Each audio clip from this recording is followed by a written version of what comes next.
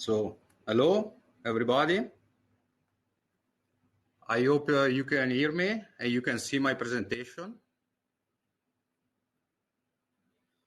And thanks for the introduction and for the opportunity to participate to this conference. As said in the introduction, my name is Alberto Ronchi. I work as a railway division chief designer for the Lucchini RS group. And today I'm going to speak to you to talk to you about thermostability for wheel sets and specifically wheels for railway applications. First, I will give you a short introduction of the Lucchini RS group and especially of its African subsidiary, Lucchini South Africa. Then we will take a general glance to the tread brake applications, with their main features, especially from the technical viewpoint, and their potential issues, a way to mitigate them. We will see the two main worldwide approaches for tread brake wheels definition and production, which are the European and the US ones. We will see finally what thermostability means, and which implications it has on design, production, and servicing of railway wheels. And we will see how Lucchini RS created dedicated solutions regarding thermostability, which belongs to this Sura wheels family that is basically the best we can offer as a Lucchini group for the thermostability of for the definition of thermostable components. We will take also a glance beyond thermostability, so how the safety and reliability of tread brake applications can be further improved by other devices or other approaches than thermostability. And then we will have some final considerations. So, Lucchini RS, you can see on the world map, we are active, we are group acting mainly, our main business is railway wheel sets and components, so design and production of railway wheel sets and components. Our headquarters are based in Italy, not far from Milan. But as you can see, we have several different subsidiaries around the world. And regarding Africa, we are present in South Africa with Lucchini South Africa in Johannesburg. So we take care of the design and production of every kind of railway wheel sets products, so wheels, axles, tires, and we can offer also several services for these components. We want to be a global and reliable partner for the sustainable progress of mobility and industry. We have more than 160 years of experience in the railways industry, and our group is composed by 13 companies employing about 2,500 people worldwide. In our Italian plant in Lovere, we start from steel making. So we produce steel by ourselves, and then we use it for different applications, not only for railway, but also for some big forging and casting for industries. But as I said, the core business of the group is railway. So we produce with our own steel, wheels, axles, and we provide them as a rough machine component to our subsidiaries, or we finish machine them in Italy, and then we assemble in as the final product required by our customers. Taking a closer look to Lucchini South Africa, you can see that it has quite important numbers and qualifications, and it aims to be a very reliable and important partner for African customers in order to provide state-of-art and high technological solutions for the railway wheel sets. Thread braking. Thread braking, if we consider it from the historical viewpoint, is basically the oldest, the most ancient way of breaking a railway wheelset. It was used much earlier than the presently widely used brake disc, either mounted onto the wheel or onto the axle, were introduced as a new technical solution.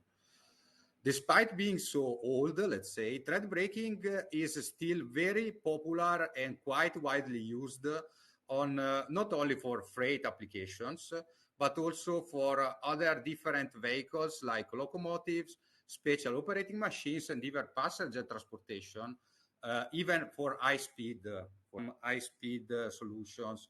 It is used together, for instance, with regenerative braking by the motor, by the electric motor. So it's not old, it's old-fashioned, but it's still widely used.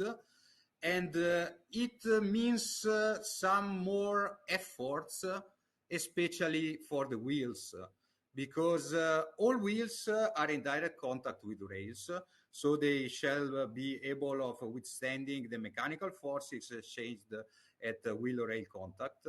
But in addition, thread braked wheels also need to have the capacity of withstanding to potentially high thermal loads. So they can reach high temperature, and they must be able to do that without excessive deformation or internal stresses. And this is, let's say, the way to thermostability. So due to this, thread braked wheels need additional verifications with respect to not thread brake components, not only regarding mechanical loading and especially fatigue, but also regarding the thermal capacity and thermomechanical effects. And you can see, apart from the quite theoretical introduction that I did until now, that there could be some specific operative problems with thread braked wheels that can lead to potential damages in terms of reliability and availability of the vehicles in service, and must be avoided as much as possible.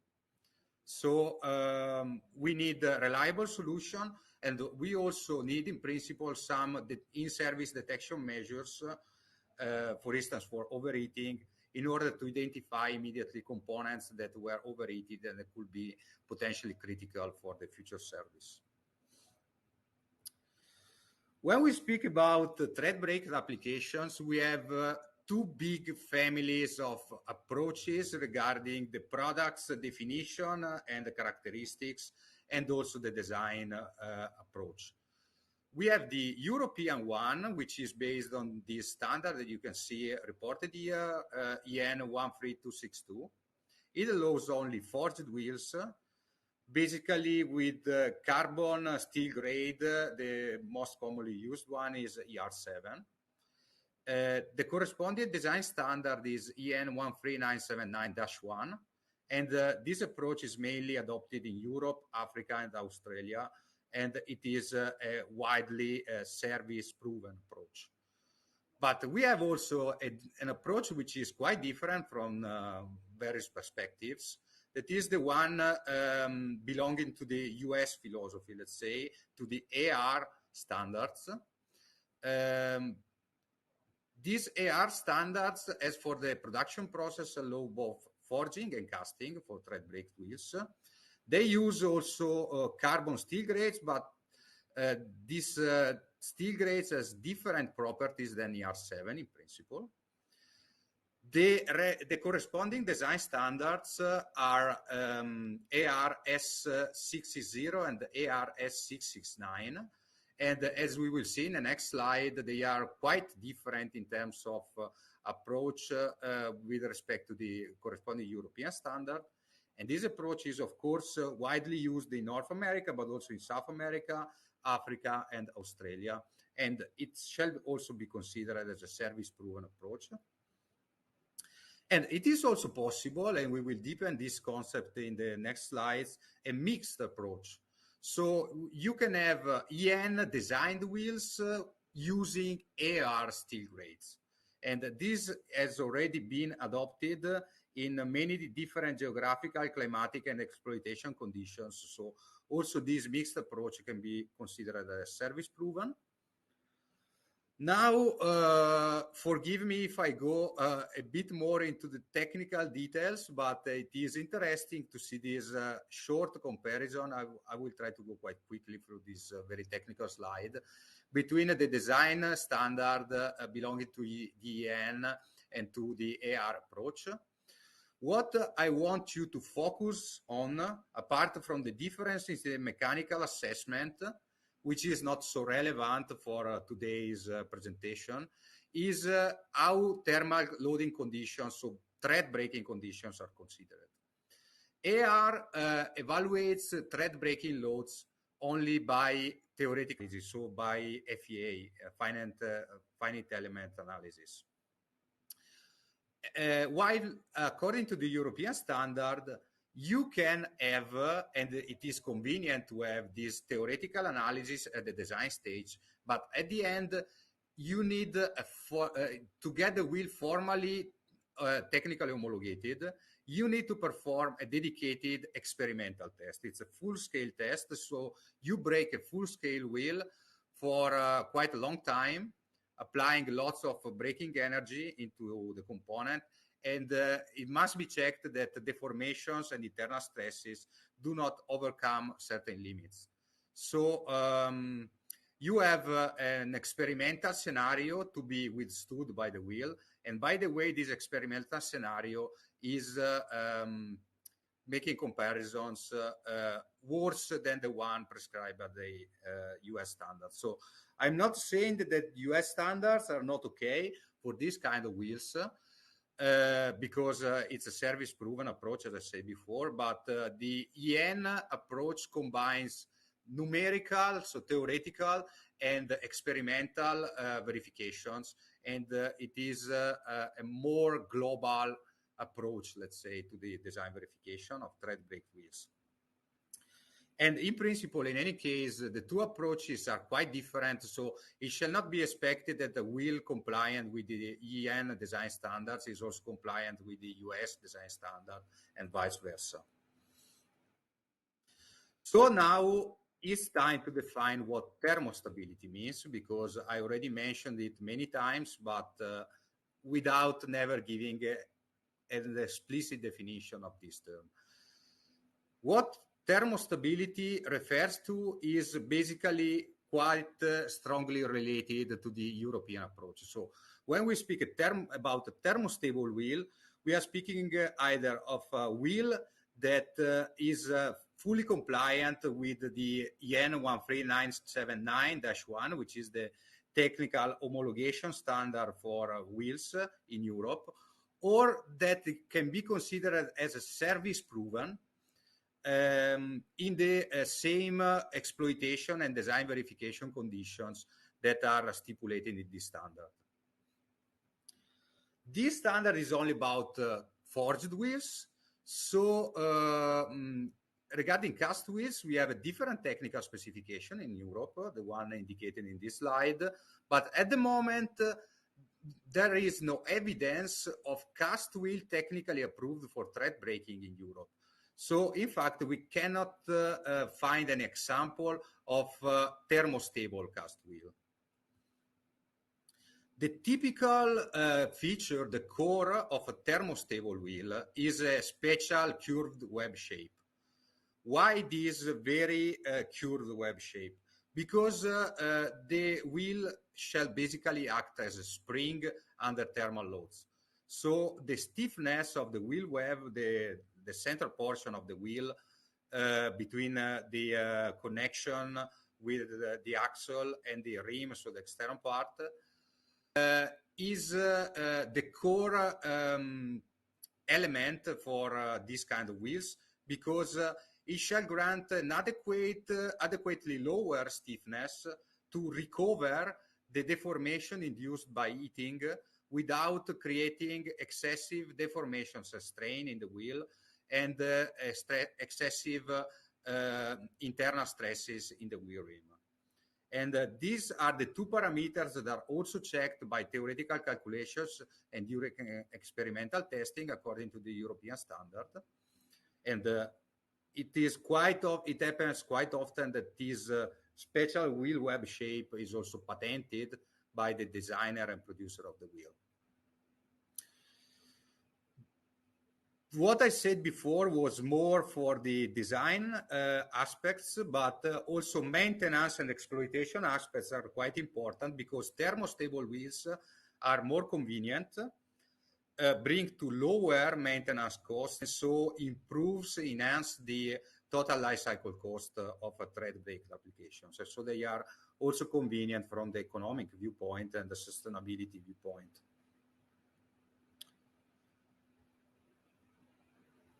And as I said before, thermostable wheels are suitable for all kinds of tread brake applications. So we should not focus only on freight transportation and heavy haul, but also on locomotives and potentially also on passenger transportation.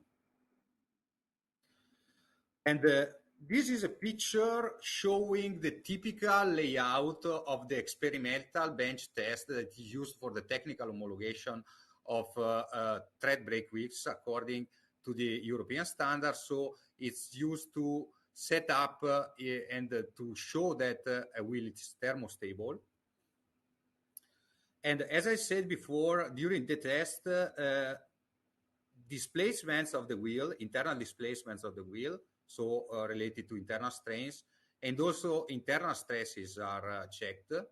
And specifically, internal stresses are typically measured by this UT device capable of giving the average value of the internal stresses in the rim in a portion of the component. And this value should be compared with the threshold values that are stipulated in the standards.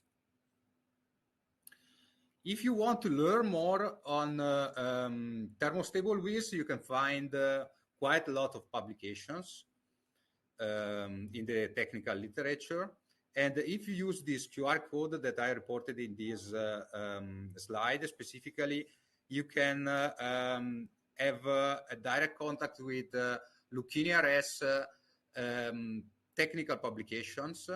We have this publication number 11, which is specifically dedicated to thermostable wheels, but we have also many other publications dealing with many other technical topics. And so you can understand that we, as Lucchini RS Group, we went very deeply through the thermostability concept and through the thermostable wheels topics. And we came to define our own solution for thermostability, which is called Sura. Sura is a brand. It also corresponds to a patent that covers the specific wheel web shape that we adopted for our thermostable products. It is available in a wide range of different diameters, and you can see in these pictures that all wheels are similar, but we have different dimensions, and we have some adaptations of the wheel web shape and of course of wheel dimensions. If you want to learn more about Sura, you can use the QR code and you will see a video showing and reporting most of the main technical features of this product. Mr. Ronchi. Yes? So you've got only 2 minutes to wrap up. Your time okay, I will go very quickly then. Okay. Because basically the concepts that we developed for Sura are also the ones that I have already introduced. So we improved the resistance to thermal loads of the wheel without, of course, the resistance to mechanical loading. There is also the possibility of improving the acoustic behavior by dedicated noise reduction devices. And so we selected all the technical features and dimensioning of the wheels in order to improve the resistance to mechanical and thermal loading and to improve also the sustainability and life cycle cost. What is important for Sura is that they can be easily adapted for different design scenarios. We can also offer some specific steel grades that are capable of improving the performance of the product in service. And they are, Sura wheels are already worldwide adopted also for high-speed vehicles. And you can see here a short overview of the applications already running with the Sura wheels. Regarding what we can say beyond thermostability, monitoring is also important in order to inspect and to check the real service conditions of tread brake applications. And one way of monitoring tread brake applications, but not only them, is our solution called SmartSet. It's the onboard monitoring system capable of detecting the stresses acting on the axle, and in principle capable of both allowing to improve the maintenance cost, to reduce the maintenance cost by adapting the interval, maintenance interval, the inspection intervals, and also capable of detecting the contact loads between the wheel and the rail, and so to identify some tracks that are more severe than the others. And also here you have a QR code if you want to find out more regarding SmartSet. So coming to final considerations, we have seen tread brake applications are a quite old approach, but they are still used for many different railway vehicles. We have two main approaches. Mr. Ronchi, your time is up, sir. I've even given you an extra 2 minutes. Thank you so much. We've used up quite a bit of your Q&As. I only have 2 questions for you on my side. Okay. Thank you so much for such an informative presentation. The questions goes like this. How do you deal with the manufacturing flaws? That is the inclusions in the wheel itself during production or during manufacturing. You mean inclusions in the steel, in the material? Well, we have well-defined limitations to the inclusion dimensions, both in the European standard and the US, so AR standard, for the production of the wheels, and this specific case of tread brake wheels. So as far as we comply with these service-proven standards, we know that we are okay, and the product will be safe and reliable for service. Okay. Thank you, sir. The next question has these thermostable wheels being tested. Have they been tested in South African rail condition? We already supplied some of these Sura wheels, so our thermostable wheels, to one of our South African customers. I will not disclose the name. And I know that they are running in-service testing. So they are being tested. And in any case, we have already supplied this kind of Sura wheels for South Africa. So I would say that they are already proving that they are suitable for South African railway conditions. Thanks a lot, sir. Hope you enjoy the rest of the conference.